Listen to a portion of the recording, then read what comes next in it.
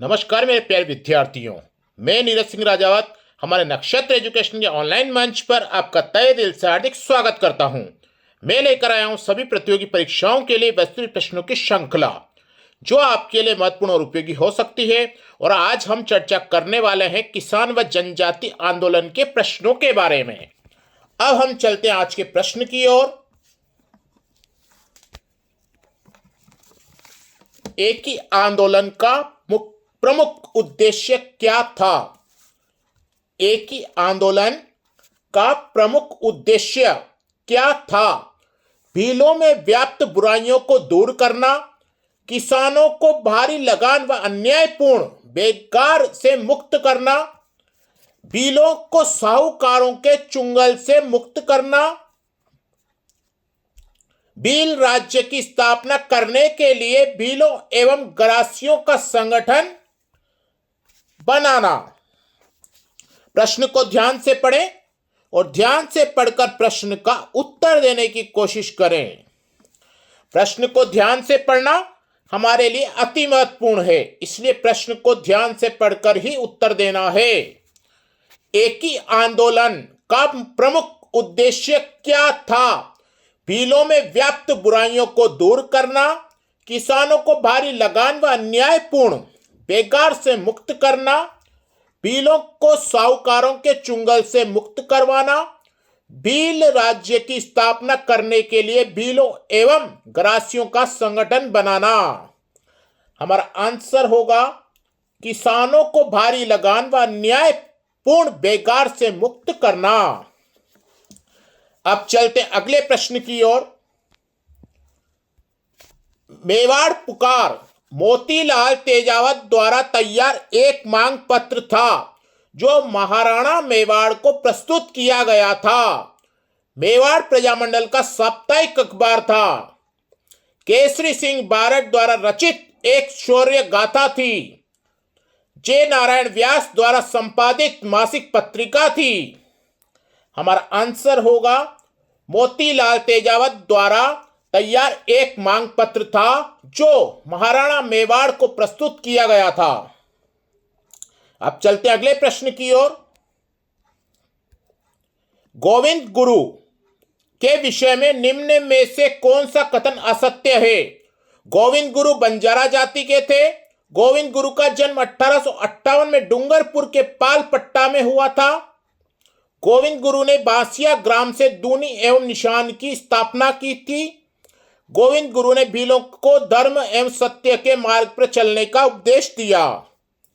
हमारा आंसर होगा गोविंद गुरु का जन्म 1858 में डूंगरपुर के पालपट्टा में हुआ था। अब चलते अगले प्रश्न की ओर। प्रसिद्ध भगत आंदोलन का नेतृत्व किया गया था।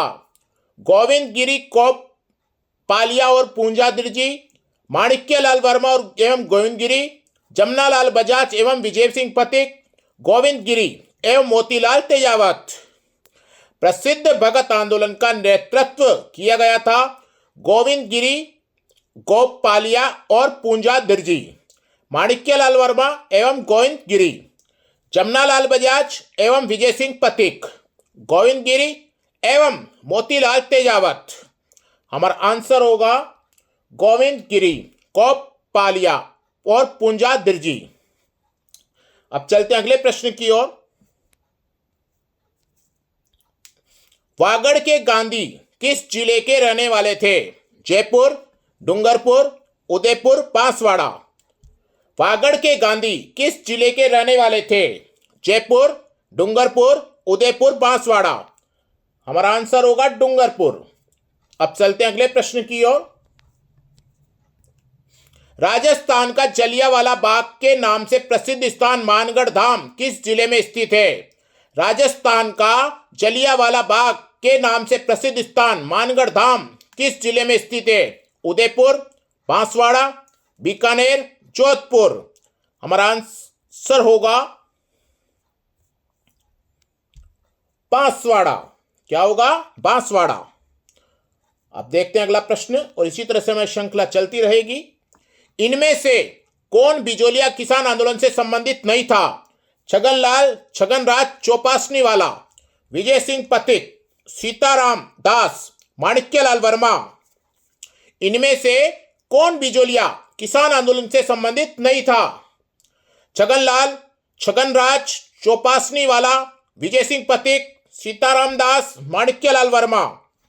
हमारा आंसर होगा छगनलाल, छगनराज चौपासनी वाला। अब चलते हैं अगले प्रश्न की ओर।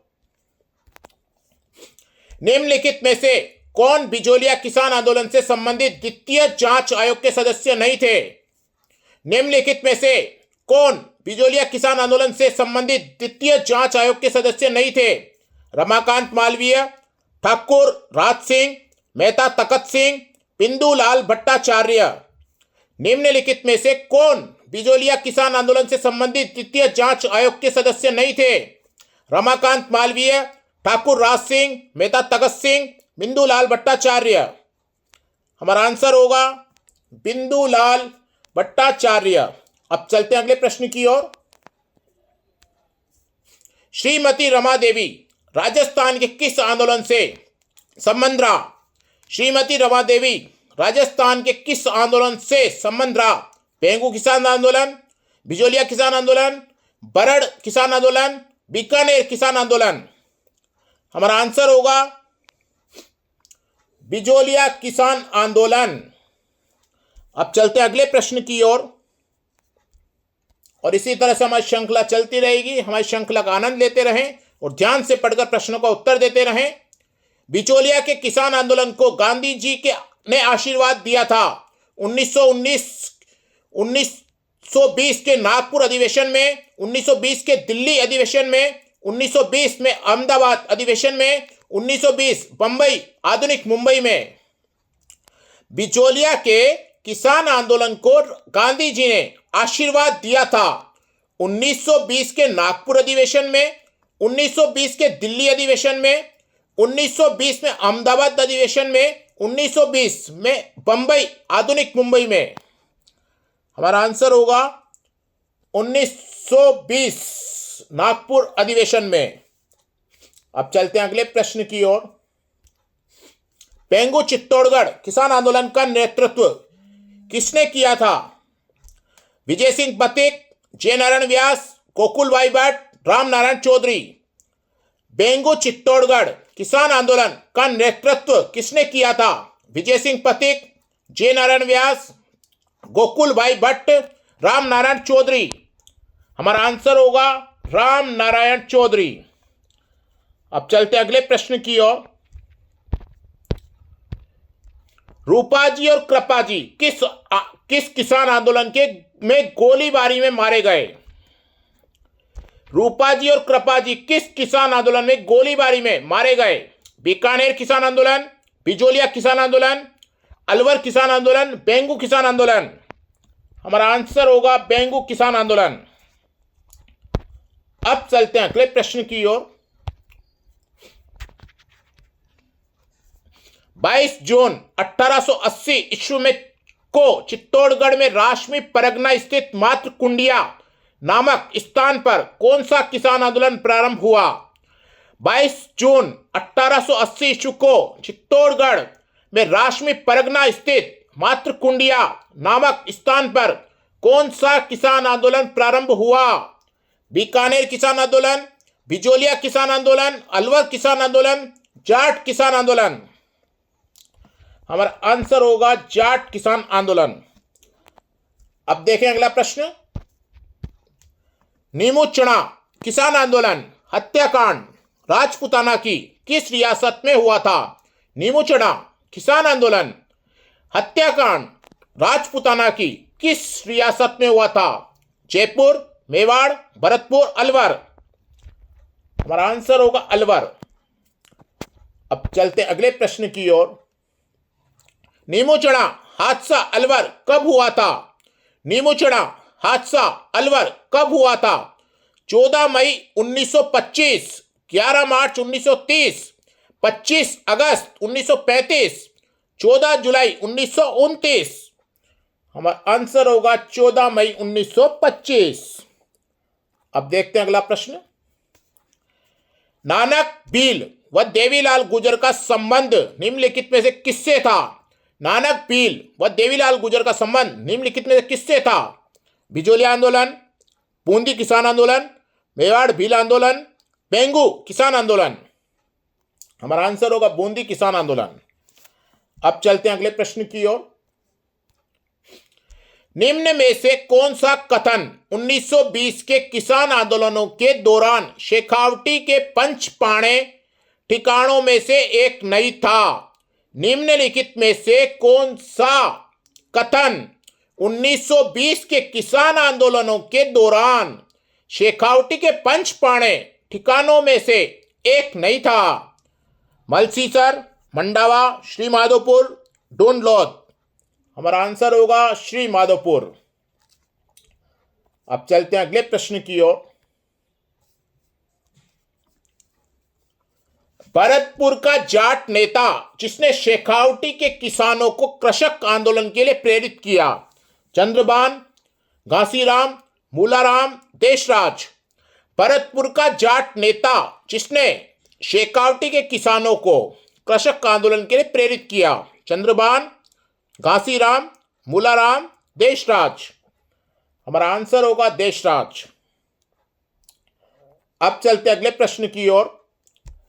नैनूराम का संबंध किस आंदोलन से था? नैनूराम का संबंध किस आंदोलन से था? बिजोली आंदोलन, बूंदी आंदोलन, मेवाड़ भील आंदोलन, पेंगू किसान आंदोलन। हमारा आंसर होगा बूंदी आंदोलन। अब चलते हैं आज के अंतिम प्रश्न की ओर। किसान पंचायतों को मजबूत बनाने की दृष्टि से किस वर्ष पूर्वी मेवाड़ परिषद की स्थापना की गई? 1930, 1915, 1922, 1931। किसान पंचायतों को मजबूत बनाने की दृष्टि से किस वर्ष पूर्वी मेवाड़ परिषद की स्थापना की गई?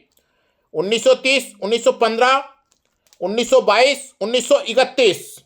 हमारा आंसर होगा 1922। ये थी हमारी आज की प्रश्नों की श्रृंखला। हम फिर मिलेंगे नए प्रश्नों के साथ। धन्यवाद।